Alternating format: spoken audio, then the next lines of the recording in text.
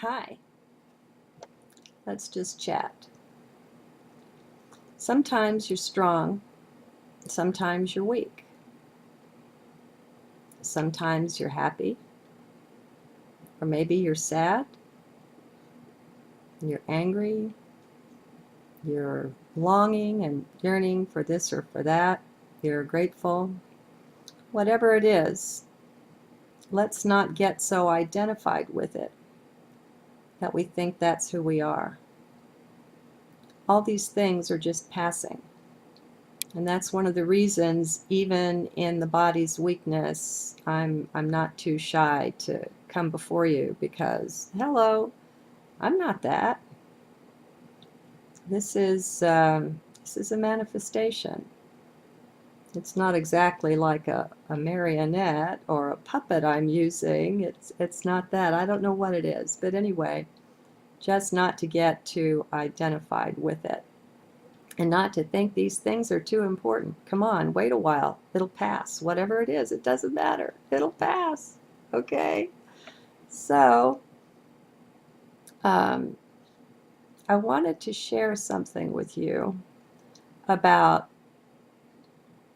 psychology and about the way we're interacting with one another, with those close to us, with those at some distance, maybe internet friends, just all together. People interacting with people, and to share some of what my heart is showing me about that. And you hear these gurus and these teachers keep talking about space, this endless emptiness, this space. Not the void exactly, but you know, I'm getting the sense of that in interpersonal relations with what happens to us as we're moving from the head to the heart, and as we're spending more time observing, not being 6 feet out in front of us, or 24, you're walking to turn on the light. Well, be where you are while you take those steps. Instead of, if you're in mind, your mind is already there. It's got its focus, its concentration, its attention on the light switch. Well, you're not there yet. So you're not really present. You're out ahead of yourself. That's what I mean when I say that. And we all do this. I mean, it takes real focus, intent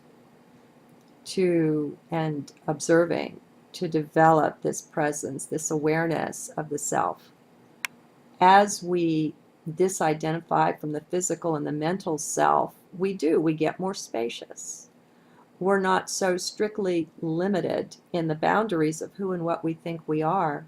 And so we begin to expand out into that. And in some ways, it's a literal spaciousness. It's kind of funny. But back to the interpersonal relations. The way we are in mind land is we have certain ways we like having things done, certain ways we like having people interact with us. And we have all these desires and these preferences and these dislikes and all of the rest of it. Well, that's the mind. That's opinions, and it's all based on time and space. I mean, if you couldn't remember your past, you wouldn't have any of that. Now, would you? You wouldn't know. You would just be open. So as we focus more in the moment, we gain more spaciousness. We let go of all of that as we let go of the mind. And here's what I'm noticing. And I love it. I really do. I'm enjoying it so much. When somebody writes to me and they share with me an opinion, and I consider that, and I mean, I share with you my heart. I'll either say nothing or I'll give you what's real for me. That's my intent. We mess around if we do anything but offer our highest truth. It's a waste of time and energy. And it just ties us up. So anyway, what I'm finding is, let's say it's somebody I really care about. connect. And I do. I care about you guys. But, of course, I'm closer to some of you than others. There are people, and we meet on the internet, where there is such an instant connection. It's phenomenal. And you just know it can't come from anything else but a long, deep relationship, even though you've never met in this life. So anyway, there are heart friends that we link up with. And the more we're getting our DNA reconnected, the more we're waking up, the more we're aware of that. And it feels really good. So when somebody that you really care about, you find that you have to disagree with them, I'm finding it so beautiful to be able to simply do that. There's no I, there's no me that's in there that's pulling for this or that outcome or anything else. You find that you're holding the other person in this wide open space and championing their right to run and to rule their life just how they choose. And you have no opinions on that, literally. You have no desire on them, no expectation, no nothing. Do you see the space in that? That's the little tidbit, which, it doesn't seem so little to me. That's my heart's revelation, is to look at this and to realize that in our dealings with one another, as we become the sovereign beings that we truly are, a lot of us in potential, we're stepping into that. It exists. It's fully complete. It's there. That doesn't mean we're wearing it yet. That doesn't mean we've awakened into that yet. But I believe all of us are working on that and walking that way. And so as you're becoming this sovereign being, and as others are, they're the best ones to deal with. That's the greatest joy, when you're dealing with another sovereign being, another one who understands. Because then it's literally like you bow down in reverence before the God that is there before you in that one, before that manifestation of life and of light. And you don't know squat about where that person's going and what they're needing and what they're understanding. You just know you revere the light that's before you. And it's so awesomely beautiful.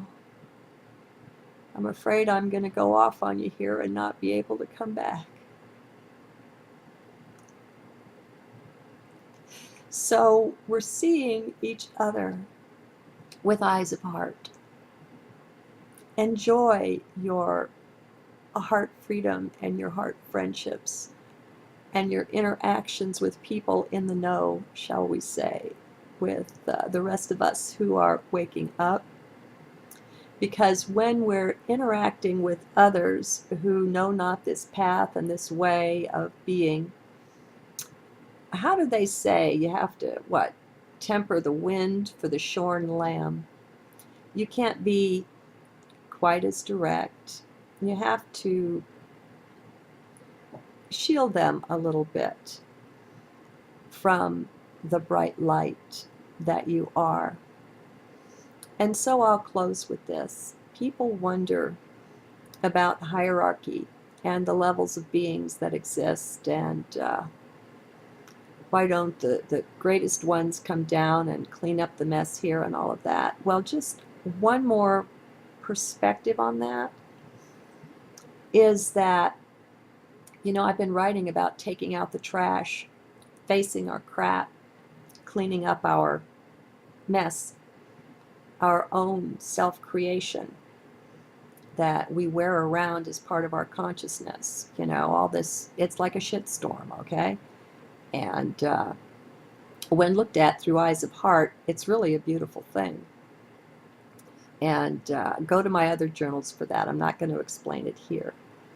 But if, my friends, a being, let's say from ninth density was to descend and make its presence known to you, right here, right to me, right here, right now, in this room, that would not be a pleasant experience for me. And do you know why? Can you figure it? It's pure physics. The intensity of the vibration and the frequency of that one would be too much for me. It would make my cells and atoms want to fly apart. There would be too much of a difference between that one's frequency and the frequency of this physicality here. And it would be most uncomfortable and unpleasant. And what would happen, perhaps, is that all of my crap would come up all at once. And what do? We project. We project our stuff on others. So I might think I was looking at a freaking demon, when in reality, that would be just my own energy. Okay, you see the mess there? There's an order to things. There's a beautiful, beautiful order that hierarchy and that cosmos doesn't violate. Life and light knows better than that. Heart knows what's best. And when we recognize and begin to see and realize that the best, exact, perfect thing is exactly what's happening right in this moment, right now, right here before you, in your life, all of everything that's there, that's perfect. But can you see it? Do you have your eyes of heart on yet? I mean, it's not easy. So this body here is so weak. I'm not even sitting up. I could protest against that. But by the grace of walking this path, I don't see it that way. I see it as beautiful. You know, it's opportunity, it's blessing. It always, always is. And I guess maybe that's the extent of my gift for now. I just wanted to share this with you, that as we look out at people now and do it from heart, with our heart glasses on, we give them their space. We acknowledge their right to be a sovereign being right where they are and to rule. And it can even go a step further. And we can realize we have something to learn from them. So let us never, ever take on the arrogance of our fallen brothers and sisters and think we know best. Let each one stay in the heart, each one reign in his or her own kingdom and domain. And oh, let us love and respect our brethren. And as we do this, my friends, we convert the whole earth. It won't be too long before this energy rises and takes off. And oh, it's so powerful already. Learn to look through eyes of heart, my dear friends. Thank you.